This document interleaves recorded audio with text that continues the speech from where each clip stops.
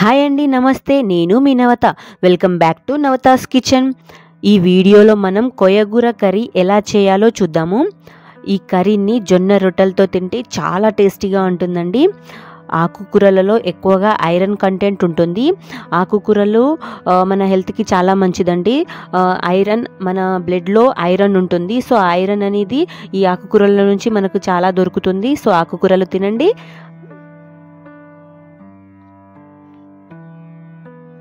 నా వీడియోని కంప్లీట్గా చూడండి. మీకు నచ్చితే లైక్ చేయండి. నా ఛానల్ని మీరు కొత్తగా చూస్తుంటే సబ్స్క్రైబ్ కూడా చేసుకోండి. ఇప్పుడు ఈ కర్రీ ఎలా చేయాలో చూద్దాము. ఈ రెండు కాంబినేషన్ అయితే నాకు చాలా ఇష్టం. మీరు ట్రై చేయండి, చాలా బాగుంటుంది. నా చేతిలో ఉంది కదండి, ఇలా ఈ కట్టతో 4 కట్టలు అయితే తీసుకుంటున్నాను నేను. కాడలు గట్టిగా ఉండే పార్ట్ని తీసేసి ఆకులు సపరేట్ చేసి ఇలా అయితే సపరేట్ చేసుకోండి.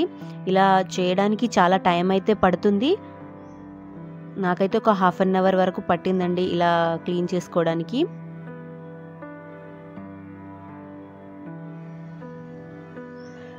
ఇలా శుభ్రంగా మనం శుభ్రపరిచిన తర్వాత ఆకుకూరలని ఒక 4 to 5 times శుభ్రంగా కడగండి. కడిగిన తర్వాతనే కట్ చేసుకోవాలండి. కట్ చేసిన తర్వాత కడిగితే అందులో ఉన్న పోషకాలు పోతాయి. సో ఫస్ట్ నీట్గా ఒక 4-5 times కడిగిన తర్వాత చిన్న చిన్నగా కట్ చేసుకోండి.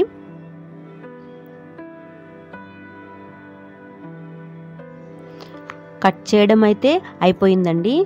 నెక్స్ట్ నేను తీసుకున్న ఈ 4 కట్టలకి మీడియం సైజులో ఉన్న 3 ఆనియన్స్, 4 టమాటోలు, 10 to 15 కారానికి తగినట్టుగా 10 to 15 వరకు పచ్చిమిర్చిని అయితే తీసుకుంటున్నాను. కొత్తిమీర కూడా కట్ చేసి పెట్టేయండి. ఇవన్నీ కట్ చేసి పెట్టుకుందాము.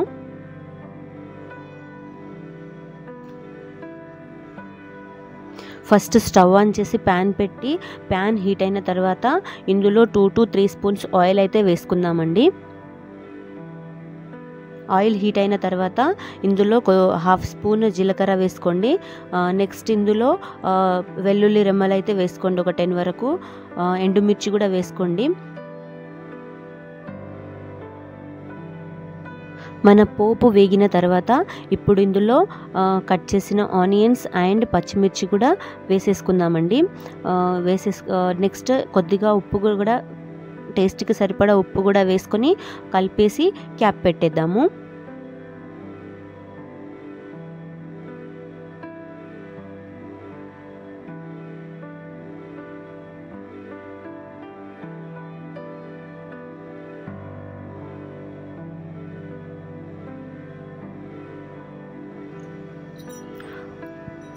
ఆనియన్స్, పచ్చిమిర్చి ఇలా ఫ్రై అయిన తర్వాత ఇప్పుడు ఇందులో కొద్దిగా కొయ్యకూర వేసుకొని ఇదంతా కలిపేసేయండి ఒకసారి. కలిపిన తర్వాత నెక్స్ట్ మిగిలిందంతా కూడా వేసేసి క్యాప్ పెట్టేద్దాము.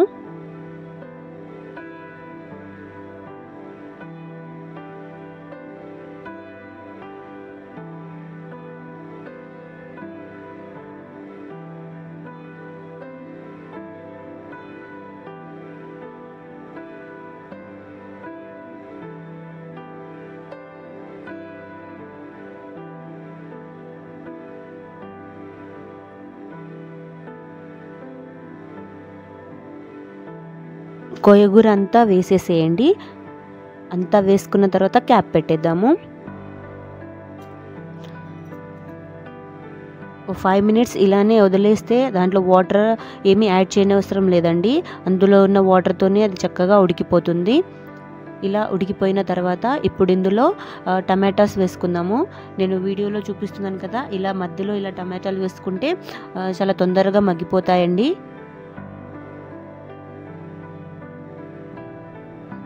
టమాటోస్ వేసి క్యాప్ పెట్టేస్తే కలపన అవసరం లేదు దాన్ని. తర్వాత చూడండి ఎంత బాగా టమాటోస్ ఉడికిపోయాయో. ఒకసారి అంతా కలిసేలా కలుపుకుందాము. అంతా ఉడికిపోయిన తర్వాత లాస్ట్కి కొత్తిమీర వేసుకొని కలిపేద్దాము.